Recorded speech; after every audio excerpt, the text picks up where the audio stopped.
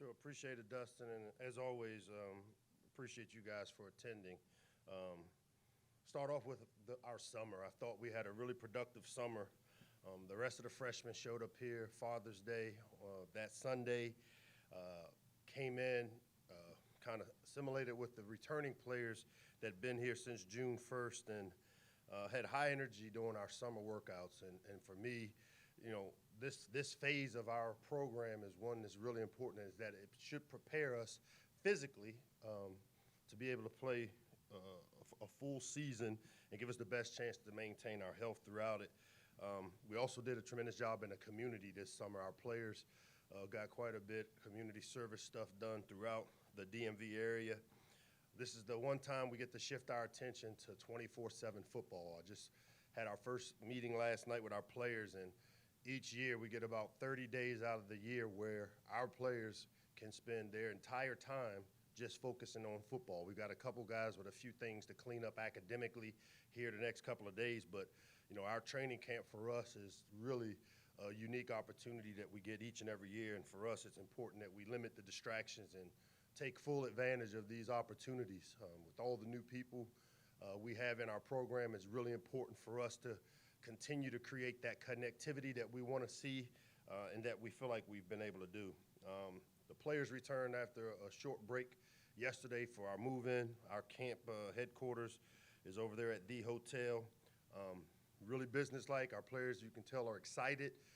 The thing that led me to be able to declare that we're now ready to compete for Big Ten championships is just what I'm talking about, the players, and it'll be the point of emphasis. I like the way our locker room has come together. That player-driven culture that we've been pounding for the last 4 years, really I think you're starting to see the fruits of the hard work, not just by our staff, but with the players themselves in terms of taking ownership of this team. They seem very driven, very focused, and getting and creating the right kind of habits and behaviors that allow you to play championship-level football. The players and coaching our program know what our expectations are. They know that the work has to supersede the goal, and we're not going to let a goal of wanting to compete for championships get in the way of the type of work and the amount of work it's going to take to do that. And so that's where all of our energy will be focused on. We'll learn more in the coming weeks as to who we are as we create and forge an identity as a football family for the 23 season. I'm excited about seeing just in terms of the players that are coming in. This now will give me a great idea of kind of who we will be and what type of identity we'll have. On offense, we've obviously returning a lot of production. Our running back room, the tight end position, as well as the other positions on our team. I feel like offensively, the strength of our offense is the experience that we'll have with the young running backs that came in and played really well for us a year ago. And though we lost a lot of production in terms of an experience up front in the O-line, we feel like the portal has allowed us to maybe fill some of those gaps that have been created when you lose players to the NFL like we did a year ago. Our O-line, obviously, losing 2 guys to the draft and another one, Jahari Branch, who's actively on the roster, shows you that that's the one area that we've got to kind of see and make some decisions quickly as you go through our depth chart, because that competition there with the guys we brought in along with the returning guys makes that room, makes healthy competition really important in that room. On defense, I think we showed a great deal of improvement. The one thing that jumps out statistically for me is just how our guys were able to make the necessary adjustments from the first half to the second half. As you studied us on defense, our defense did a really good job coming out after the half and making the necessary adjustments. And Coach Williams and that defensive staff, again, like I said, showed tremendous improvement a year ago. I love the leadership and experience that's on that side of the ball, especially on the second level with 2 returning starters in Bo Braid and Dante Trader. And then you add guys like Avante Williams and Glenn Miller, who also we expect to help us as well as some of these young players that we'll bring in. But I'm really excited on that side of the ball because of the experience that we have returning. As I said, with the transfer portal, you've seen a bunch of guys come in, and for me, guys like Jordan Phillips and Corey Bullock and Mike Purcell and Marcus Dumerville, Jaquan Shepard, all these are names that I think you guys will get to know, and really, really excited based on how they performed in the spring as well as how quickly they've bought into the standard that we've set as a program, that we expect those guys to hit the ground running with us in an effort to help us prepare. Practice number 1 is later this afternoon. Really, really excited about getting a chance to get back on the grass, put our hands on these guys in terms of teaching, developing, coaching. As I told our coaches last night, it's our job to take these players where they can't take themselves, and our players have really bought into the principle and philosophy that it's their team, and so it's our job now to get these guys mentally, physically ready to play a long season here in the Big Ten, and we're excited about this opportunity. With that, I'll open it up to whatever questions you guys may have.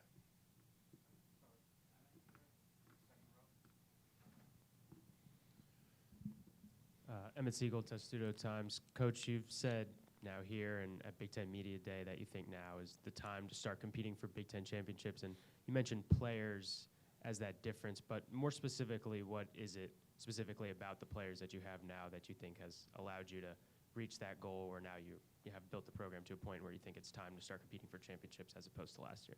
Well, I would say not just opposed to last year, but any of the last 4 years that I've been here. There's some necessary developmental process that you have to go through as a team, and I think sometimes when you come in as a new leader, whether it's as a football coach or in business, that you tend to maybe bite off a little more than you can chew initially. And I think for us, we always want to be honest and transparent with our team and with ourselves. And so for us, it seems to me like a lot's been said about the declaration that now we're ready to compete for Big Ten championships.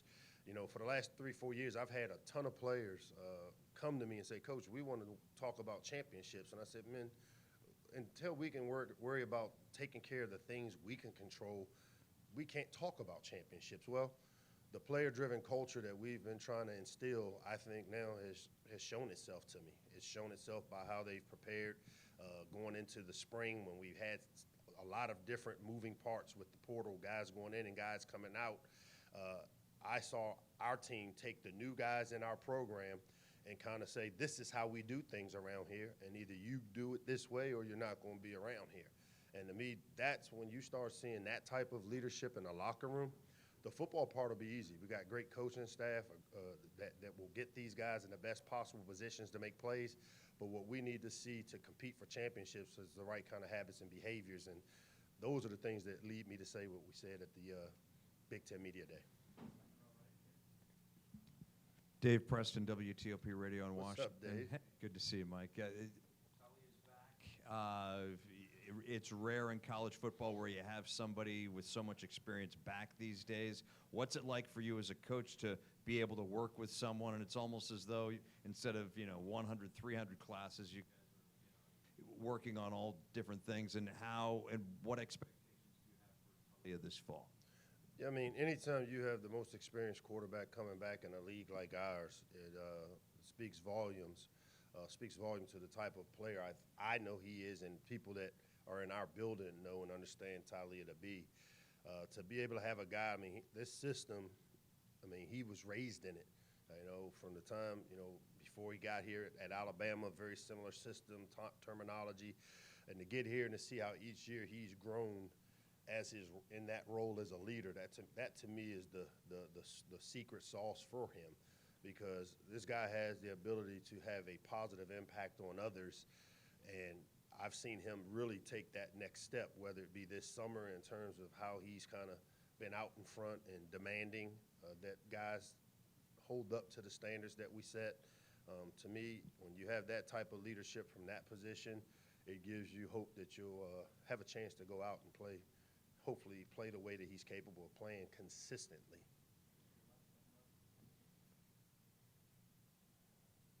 Gene Wong, Washington Post.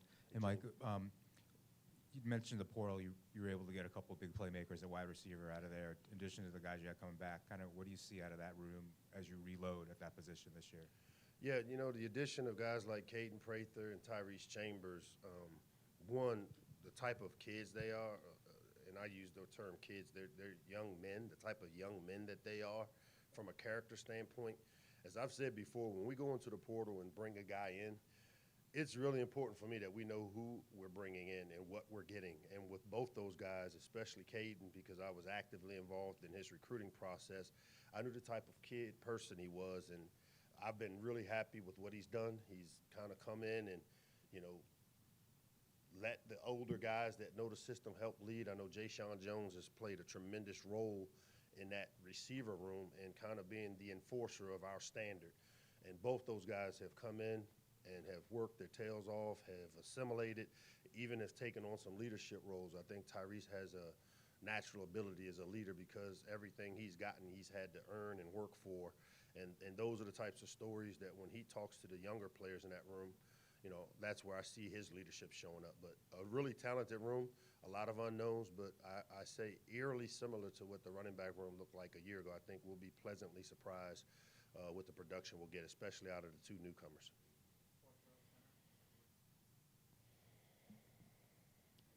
What's up, George? Good to see you.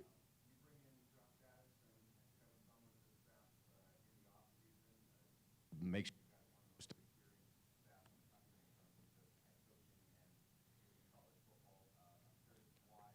do that. What was important to you to bring those guys in, and in terms of distribution?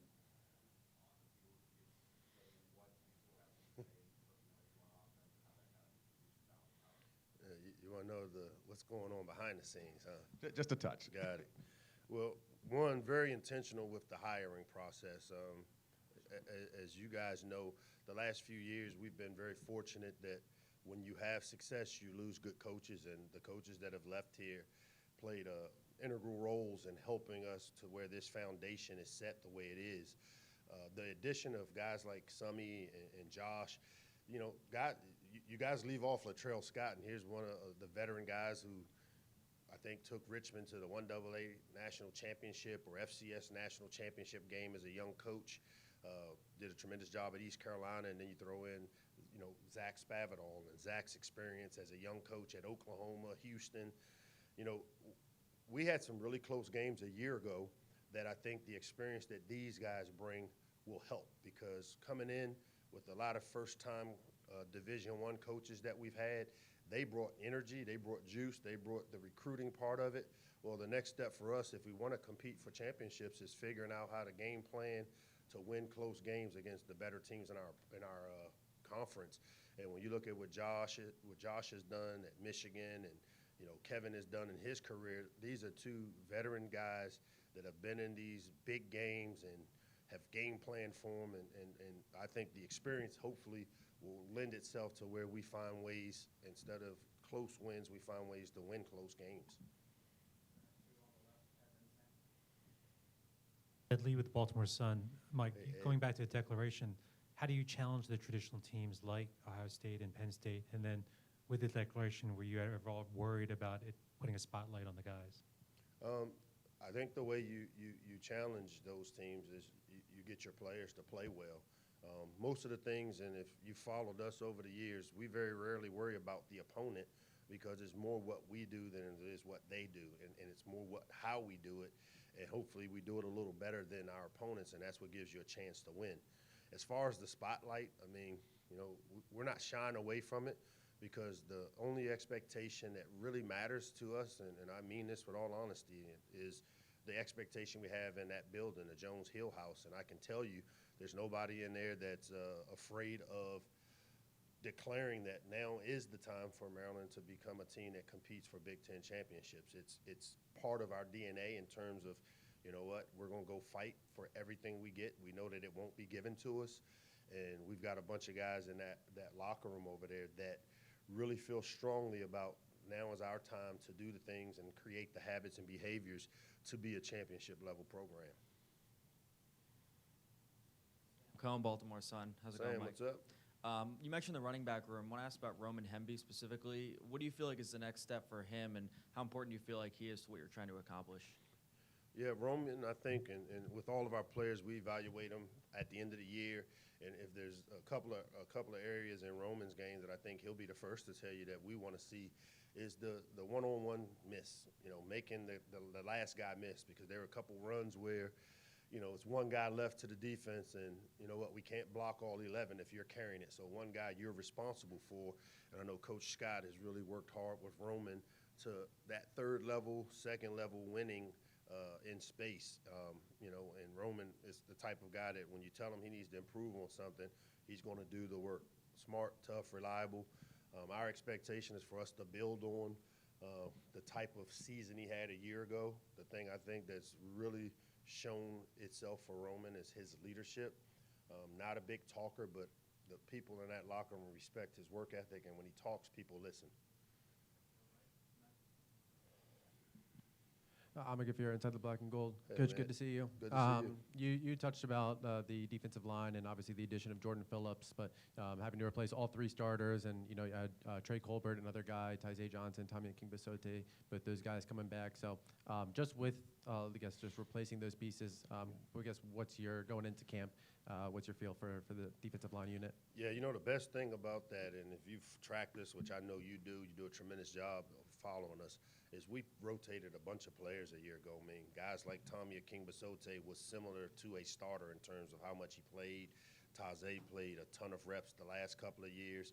Bringing in the Trey Colbert, the Jordan Phillips, help us with that void, but Coach Williams has done a great job of keeping guys fresh and, guys and names that you don't hear of, like the Isaac Bunyans of the world, that, Christian Teagues of the world. We had Greg Rose a year ago that just pop up. The way we play defense, we have the bodies. I think you'll see some of these young players like Dylan Fontes, who came in the spring, early grad. You'll see his development kind of expedite itself because of the size and strength that he comes in with, and being in our weight room. Guys like Jordan Phillips, guys like Dylan Fontes have benefited from being here early.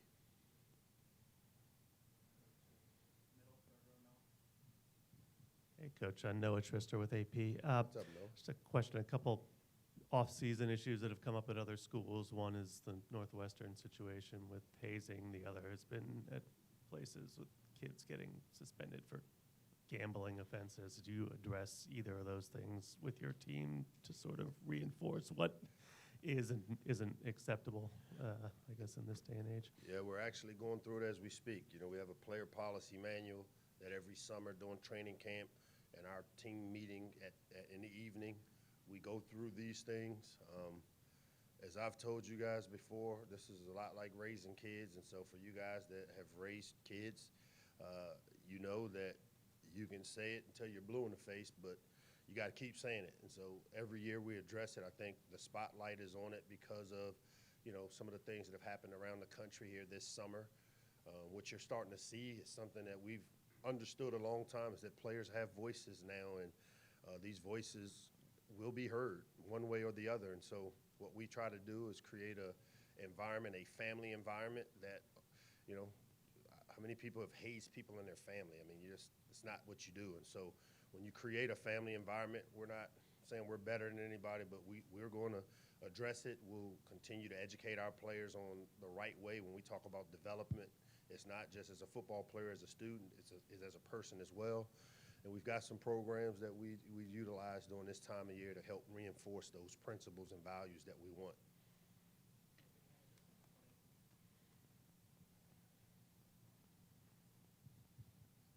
Taylor Lyons, the Diamondback. You mentioned earlier the offensive line replacing so much from last year, that turnover there. Just what's that challenge been like for you, just trying to find the 5 best guys, and just what have you seen out of them, and what are you expecting out of that unit this season? Yeah, the challenge was the recruiting piece, because we know when you lose guys that have been 3-4-year starters, Spencer Anderson and Jalen Duncan, as well as Jahari, were 3-year starters, 4-year starters for us, and we were really intentional with how we went and attacked the portal. When you recruit offensive linemen, we recruit with the mindset that it takes 2 years, 2.5 years for them to fully develop and be ready to compete, especially in a league like the Big Ten. And so we feel like the experience that we will get out of a guy like Gotti, guys like Corey Bullock, Mike Purcell, Marcus Dumerville, those experiences that they're bringing to the table, and what having him, most of them here this spring, really has helped us kind of start to shape some things. Now, the next 30 days will be important to find the best 5 and put them in the best possible position while developing the younger players in our programs like the Andre Roys, like the Kyle Longs, that Connor Fagan, a walk-on who's really elevated himself to create the depth that we're going to need to play good football.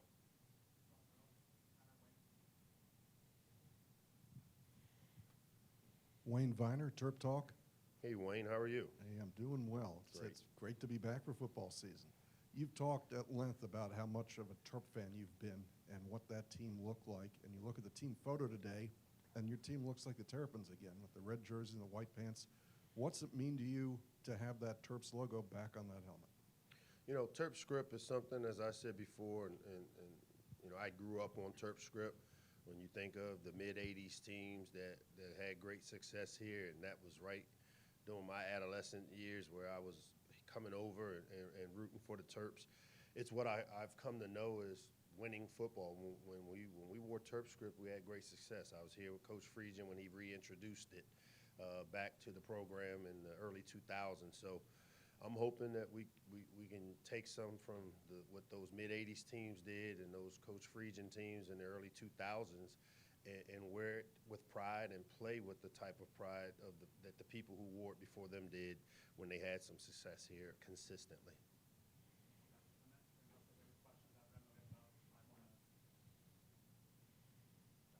Brandon Schwartzberg, Diamondback. So, Coach, How you doing, buddy? good, how are you? Good. Coach, you mentioned the defensive line changes and then also in the secondary losing Banks and Bennett to the NFL. But you're going to have Jay Sean and Ruben back at linebacker. How impactful is it to kind of have those quarterbacks back in the middle of that defense? Yeah, and you need to add Fanaje Gote. Fanaje's been a guy that he's coming back with the COVID year, very similar to Jay Sean Jones, that his experience and the playmaking ability that we've had at that level. You throw in a true freshman, All-American, and Jay Sean Barham. Ruben Hippolyte's been playing football since he stepped on campus here for us, minus the injuries in which he's had to deal with. That room to me is the kind of the glue between the back end and the front end. And you know, I know Coach Thompson and Coach JT are doing a tremendous job with the outside guys and the inside guys of bringing them along really fast. And it's going to be important, especially for some of the designated pass rushing guys on the outside. But the interior linebacker group is a group that shows tremendous leadership while also has had a lot of production over the years.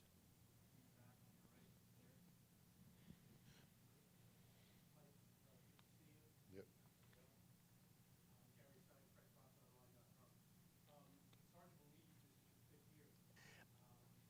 I've thrown at you in the last 5 years. You've had COVID and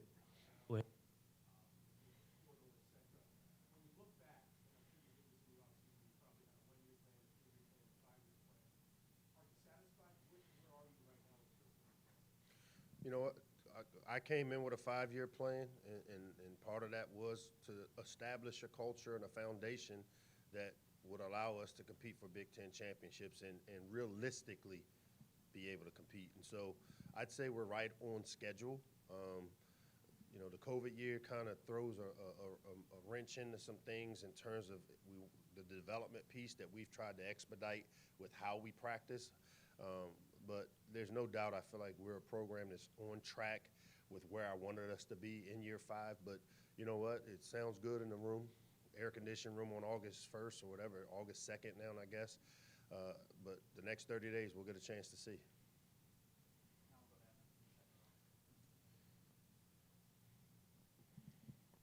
We saw what a weapon special teams could be for you guys last year with Chad Ryland. Do you have any insight, you know, I know it's obviously we're just starting fall camp, but into who maybe will step into that starting kicker role and maybe what, you know, the return game could look like for you?